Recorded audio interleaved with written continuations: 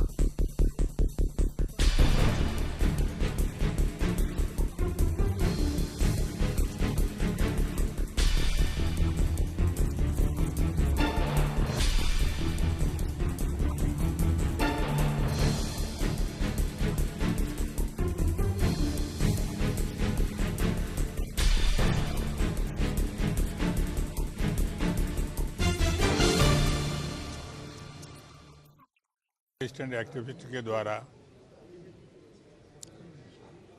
एक शाम मॉरिशस की दोस्ती के नाम आयोजन बहुत सुंदर था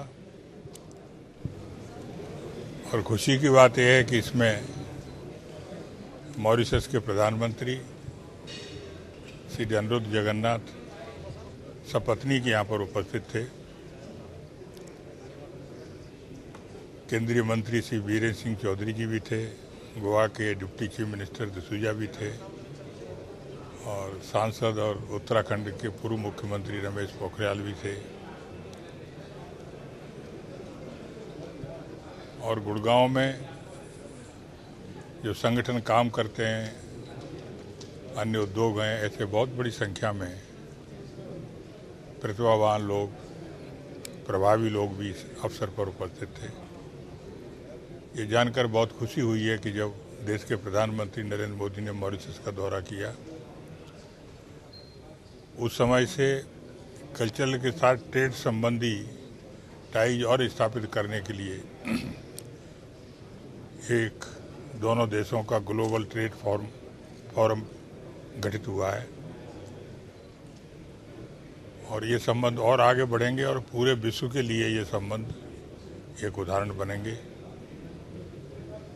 national integration forum for activist and artist संगठन को मैं बधाई देता हूं कि इस तरह के सुंदर आयोजन करके वो एक नई जागृति। मॉरिशस की स्वर्णिम स्मृतियाँ अपने आप में एक बहुत अद्भुत ग्रंथि है जो भारत और मॉरिशस के संबंधों को स्थापित ही नहीं करती, बल्कि मॉरिशस हिंदुस्तान का एक अभिन्न ऐसा हृदय है जिसमें हिंदुस्तान का खून उसके रगों में बहता है। इसलिए वो उसके सांस्कृतिक, आर्थिक, भौगोलिक सभी प्रकार की अब उसको उठाया गया है। और उसमें उस पुस्तक में स्वयं ही जब राष्ट्रपति थे जगन्नाथ जी, जो आज प्रधानमंत्री हैं, उन्हीं के सानिध्य में और उनके संस्मरण करके जो मॉरिशस के 3 दिन की मेरी यात्रा थी जब मैं मुख्यमंत्री रहा हूँ, तब की वो स्वर्णिम स्मृतियाँ जो दोनों देशों के सांस्कृतिक संबंधों को और तमाम संबंधों को और स्थापित करते हैं, उसमें समाहित है। और इस पुस्तक का लोकार्पण आज प्रधानमंत्री जी के हाथों से हुआ मॉरिशस के। ये निश्चित दोनों देशों के बीच सांस्कृतिक संबंधों को और प्रगाढ़ करने में मदद मिलेगी। मॉरिशस पर्यटन की दृष्टि से बहुत खूबसूरत है और उत्तराखंड धरती का स्वर्ग है। वहाँ मैं मुख्यमंत्री रहा हूँ, इसलिए हिंदुस्तान और मॉरिशस ने दुनिया का सबसे बड़ा रामायण केंद्र है। मॉरिशस में गंगा तालाब है, गंगोत्री से गंगा जल लेकर के मैं मॉरिशस गया था। आज वहाँ पर सबसे बड़ा 3 दिवसीय अंतर्राष्ट्रीय उनका मेला होता है। पूरा राष्ट्र मॉरिशस उस गंगा तालाब के सामने खड़ा होता है। आज हिंदी के लिए मॉरिशस की कटिबद्धता, समर्पितता इस बात को प्रदर्शित करती है कि मॉरिशस में विश्व हिंदी का सचिवालय स्थापित है। भारत रत्न अटल बिहारी वाजपेयी जो प्रधानमंत्री थे, उन्होंने स्थापित किया था और जगन्नाथ जी की अगुवाई में वो हुआ। आज वो आगे बढ़ेगा, इसलिए हिंदी पूरे विश्व को एक सूत्र में पिरोने का तंत्र है और भारत की संस्कृति विश्व को एक परिवार में संजोने का मंत्र है। इसलिए इन दोनों देशों के बीच बहुत ही अभिन्न संबंध होंगे और ये पुस्तक उसका एक सूत्र का काम करेगी। लगभग जब मैं वहाँ गया, वहाँ की सांस्कृतिक, आर्थिक, भौगोलिक उनकी समस्याएं, जब भारत से आज 68% लोग वहाँ मूल भारतीय हैं और उनके संघर्षों की जो गाथा है वो बहुत ही हृदय को झकझोरने वाली गाथा है। तो उन्होंने मॉरिशस की धरती में संघर्ष करके जो अपने को स्थापित किया है वो हमारे लिए भी गौरव का विषय है। वीटा कंपनी की महिला दूध उत्पादक सहकारी समिति घोषणा द्वारा समिति के सदस्यों द्वारा कार्य करने पर उनको बोनस प्रदान कर सम्मान समारोह आयोजन किया गया। समारोह अतिथि दिल्ली के बिजली बोर्ड एक्सीएन संतराम शर्मा ने भी शिरकत की।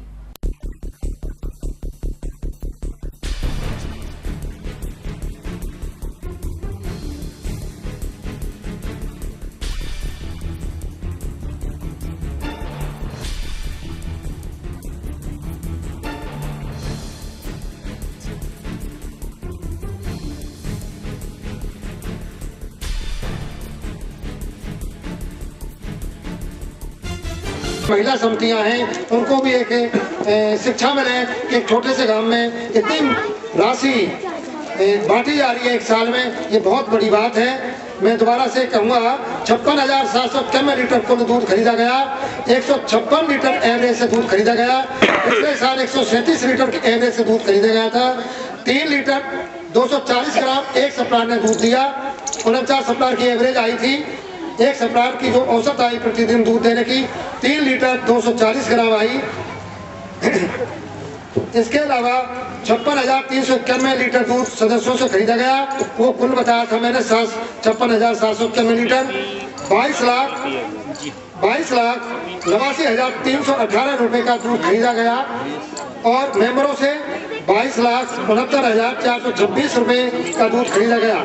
कुल दूध व्यापार पर जो लाभ हुआ, दूध व्यापार पर जो लाभ हुआ 2,14,447 रुपए का लाभ हुआ, 9.4% की दर से हुआ।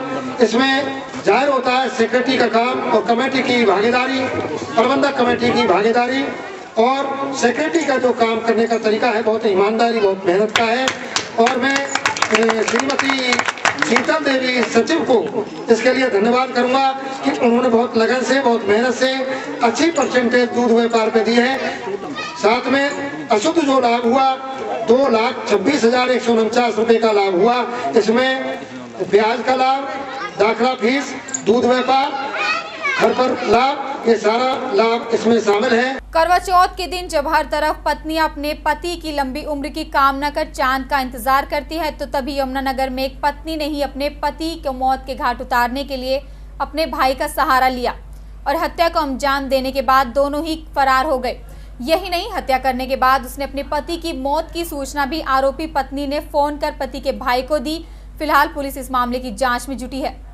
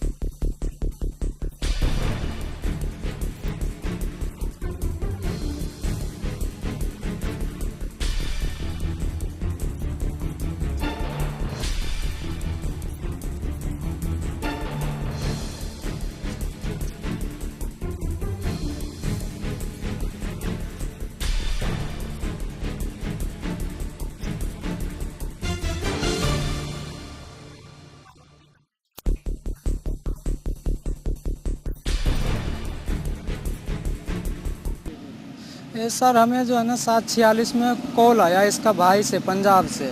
तो इसका भाई बोला ऐसे ऐसे बात है। हम बोला कि नहीं यार ऐसा हो ही नहीं सकता है। उसके बाद जो है हम सबको फ़ोन किए तो सब आदमी आए तो देखे सही बात है। क्या लग रहा है किसने मारा इसको? ये हमें पता नहीं सर। कहाँ रहते थे, कौन था, किसका घर था? ये मेरा साला था। इसकी घरवाली कहाँ पे है? इसके घरवाली जो है सर ये पिछले साल यहीं पे शादी किया था बंगालन से, तो इसी के साथ रहता था।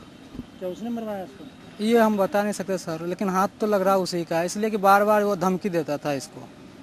किस तरह की धमकी देता? क्या इसको बोलता जैसे हम घर पे थे तो घर फ़ोन लगाता था, इसके गाँव गए थे फ़ोन लगाया था और बोला था कि ऐसा है इसका डेड बॉडी ले जाओ। आज ऐसे इसका छोटा भाई पंजाब में है, उसको कॉल किया कि ऐसा है तो तुम्हारा भाई का डेड बॉडी यहाँ पड़ा है ले जाओ। फिर मैं जो है जितना यहाँ जान पहचान था सबको कॉल किए, सब आदमी आए देखे तो सही में है। आधुनिक भारत के निर्माता और लौह पुरुष सरदार वल्लभ भाई पटेल के जन्म दिवस पर देश भर में राष्ट्रीय एकता दिवस रूप में बनाया गया। पलवल के नेताजी सुभाष चंद्र बोस स्टेडियम में राष्ट्रीय एकता समारोह का आयोजन किया गया, जिसमें मुख्यमंत्री के राजनीतिक सचिव दीपक मंगला ने लोगों को राष्ट्रीय एकता शपथ दिलाई और रन फॉर यूनिवर्सिटी की हरी झंडी दिखाकर रवाना किया।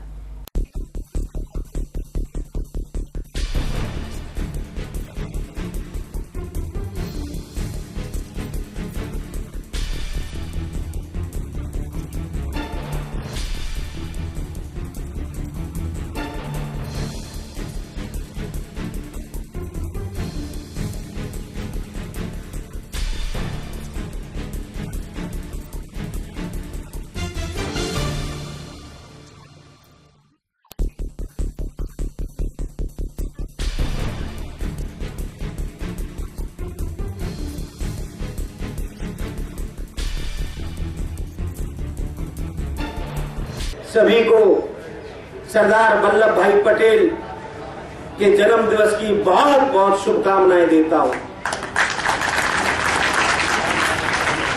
साथियों, आज के ही दिन सरदार वल्लभ भाई पटेल का जन्म हुआ और आज सारा देश उनके जन्मदिन को राष्ट्रीय एकता, राष्ट्रीय अखंडता दिवस के रूप में सारे देश के अंदर आदरणीय प्रधानमंत्री नरेंद्र भाई मोदी जी और हमारे प्रदेश के अंदर प्रदेश के मुख्यमंत्री आदरणीय मनोहर लाल खट्टर जी के नेतृत्व में मनाया जा रहा है। हम सभी लौह पुरुष सरदार वल्लभ भाई पटेल के जो स्वतंत्रता आंदोलन के लिए उन्होंने जो अपना योगदान दिया और आजादी के बाद सारे भारतवर्ष को एकजुट होने का जो उन्होंने कार्य किया उससे हम भली भांति परिचित हैं। कसौदी की फली खाने से एक परिवार के बच्चों की हालत बिगड़ गई, जिसमें एक बच्ची ने दम तोड़ दिया, जबकि दो की हालत फिलहाल गंभीर बनी हुई है, जिन्हें गंभीर हालत में अस्पताल में भर्ती कराया गया, जहां से बच्चों की हालत नाजुक देखते हुए मुजफ्फरनगर में रेफर कर दिया गया।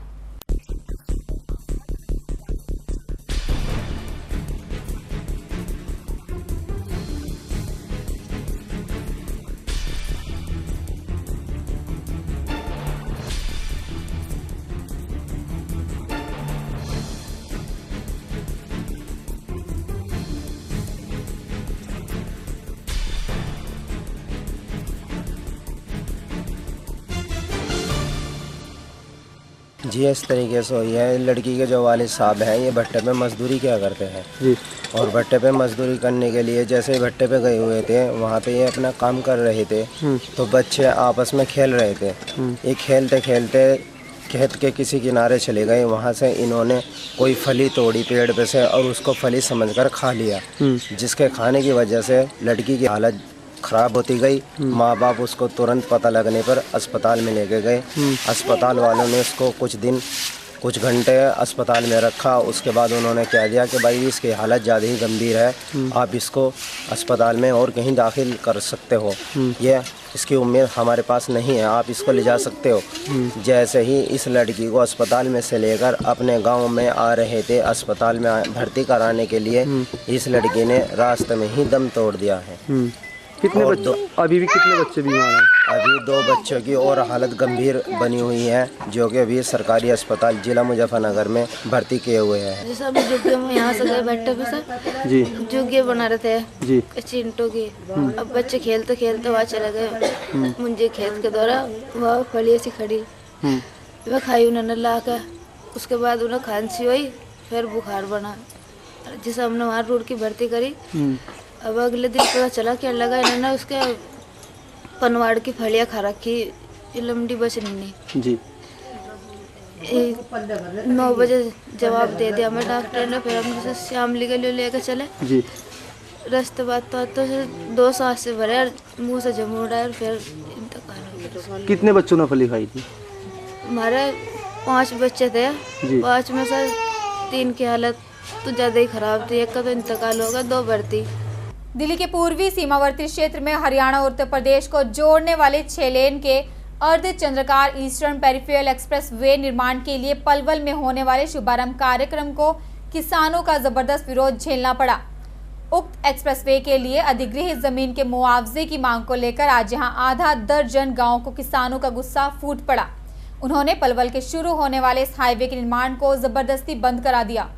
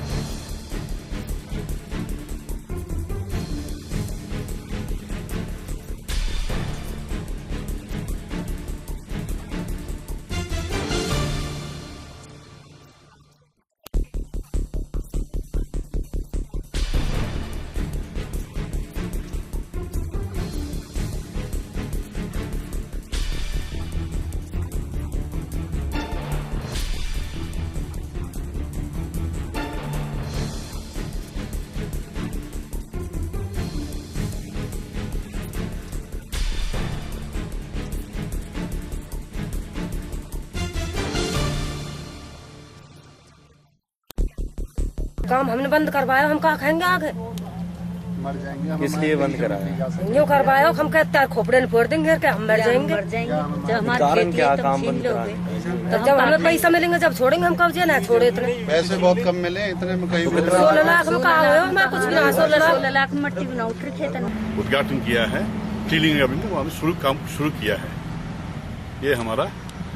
किस तरह से काम चलेगा? कितना समय मिला है आपको काम करने के लिए? 30 महीने का समय मिला है, हमें इसको 24 मंथ्स में कंप्लीट कर देंगे, ऐसा हमारा प्रोग्राम है। इसी वजह इसी से हमें पूरा मोबिलाइज कर रहे हैं। We take the local talents also. किस तरह से बनाया जाएगा? ये हमारा 6 लेन है, 6 लेन रोड है। यहाँ से हमारा मिला है मोहना तक हमें पूरा रोड बनाएंगे। मोहना से आगे कहाँ कवर करेगी, कहाँ जाएगी? कुंडली जाएगा। ये एक्चुअली हमारा यहाँ से ये ईस्टर्न पेरिफेरल एक्सप्रेस हाईवे है, ये पलवाल से कुंडली जाएगा। ये हमारा ये 6 पैकेज है। We got the package of 6 package here. We started today. हमने इसलिए कराया है कि इसमें जो हमें पहले जो मुआवजा मिला था वो बहुत कम मिला था। फिर हमने उसमें आगे जाके कोर्ट में जब हम लोग पहुंचे हैं मिलकर, तो कोर्ट ने और अपने डीसी साहब ने हमारा मुआवजा बढ़ा दिया था, जो कि आज तक हमें वो मुआवजा मिला नहीं है। पिछले 2 साल हो गए हमें इस संघर्ष को करते हुए, और रोज आज बड़े बड़े नेताओं से भी मिले हैं, रोज हमें आश्वासन दे दिया जाता है, झूठा आश्वासन दे दिया जाता है कि तुम्हें 10 दिन में या 20 दिन में मुआवजा मिल जाएगा। पिछले 2 साल से वो 10 दिन और 20 दिन ही पूरे होने में नहीं आ रहे। तो क्या मांग करते हैं? नहीं, हम क्या मांग तो पता नहीं जन क्या है। हम इतनी जमीन जो महंगी है, लेकिन उसके बाद जो हमारा 1.5 करोड़ जो मुआवजा बढ़ा है, हमें वही मिल जाए पहले। अब जो उसको बढ़ा के 1.65 कर दिया गया है और वही मुआवजा हमें नहीं दिया जा रहा। इसलिए हम बिल्कुल किसी भी कीमत पे यहाँ अपनी जान तो गंवा सकते हैं, लेकिन हम किसी भी कीमत पे अपनी जमीन का जो कब्जा नहीं देंगे। फिलहाल अब तक के लिए खबर हरियाणा में इतना ही। आप बने रहिए हमारे साथ। नमस्कार।